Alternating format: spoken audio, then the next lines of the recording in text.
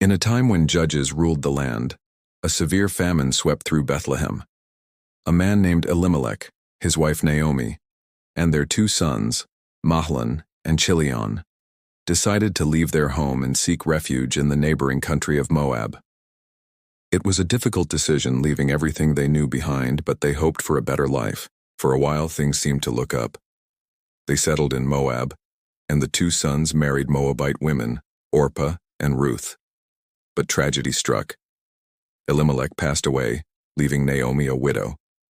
Then, about 10 years later, both of her sons, Mahlon and Chilion, also died. Naomi was left alone in a foreign land with only her two daughters-in-law. Heartbroken and desolate, Naomi heard that the famine in Judah had ended. The Lord had blessed her people with food again. She decided it was time to return home. As she prepared to leave, she turned to Orpah and Ruth. "Go back, each of you, to your mother's home," she said, her voice heavy with sorrow. "May the Lord show you kindness, as you have shown to my sons and to me. May he grant that each of you will find rest in the home of another husband." She kissed them goodbye, and they all wept together. But both women insisted, "We will go back with you to your people." Naomi, however, was firm. "Return home, my daughters. Why would you come with me? Am I going to have any more sons who could become your husbands? I am too old. And even if I could have a husband tonight and bear sons, would you wait for them to grow up? No, my daughters.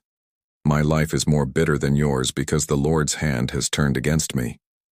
Hearing this, Orpah tearfully kissed Naomi goodbye and started back to her own people, but Ruth clung to her.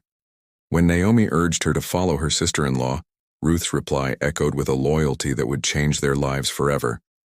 "Don't urge me to leave you or to turn back from you," she declared. "Where you go, I will go, and where you stay, I will stay. Your people will be my people and your God my God. Where you die, I will die, and there I will be buried. May the Lord deal with me, be it ever so severely, if even death separates you and me." When Naomi saw that Ruth was determined to go with her, she said no more. So the two women traveled together until they arrived in Bethlehem. Their arrival caused a stir in the town. "Can this be Naomi?" the women whispered among themselves. "Don't call me Naomi," she told them. "Call me Mara, because the Almighty has made my life very bitter. I went away full, but the Lord has brought me back empty." It was the beginning of the barley harvest when they arrived. Ruth, wanting to provide for them both, said to Naomi, "Let me go to the fields and pick up the leftover grain behind anyone in whose eyes I find favor." Naomi agreed.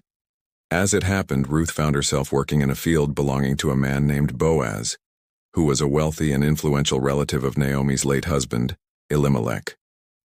When Boaz came to the field and saw Ruth, he asked his foreman who she was. The foreman explained she was the Moabite woman who had returned with Naomi. Boaz approached Ruth with kindness. "My daughter," he said, "don't go and glean in another field. Stay here with my workers. I have told the men not to lay a hand on you, and whenever you are thirsty, go and get a drink from the water jars the men have filled." Ruth was overwhelmed by his generosity. She bowed down with her face to the ground and asked, "Why have I found such favor in your eyes that you notice me, a foreigner?" Boaz replied, "I've been told all about what you have done for your mother-in-law since the death of your husband, how you left your father and mother and your homeland and came to live with a people you did not know before. May the Lord repay you for what you have done. May you be richly rewarded by the Lord, the God of Israel, under whose wings you have come to take refuge." That evening, Ruth returned to Naomi with a large amount of barley. When Naomi saw how much she had gathered and heard that she had worked in Boaz's field, she was overjoyed.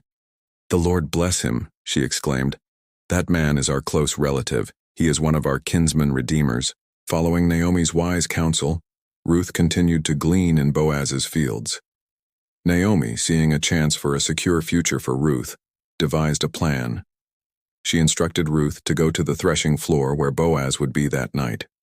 Following ancient customs, Ruth approached Boaz and asked him to be her kinsman redeemer, a relative who would protect and provide for the family.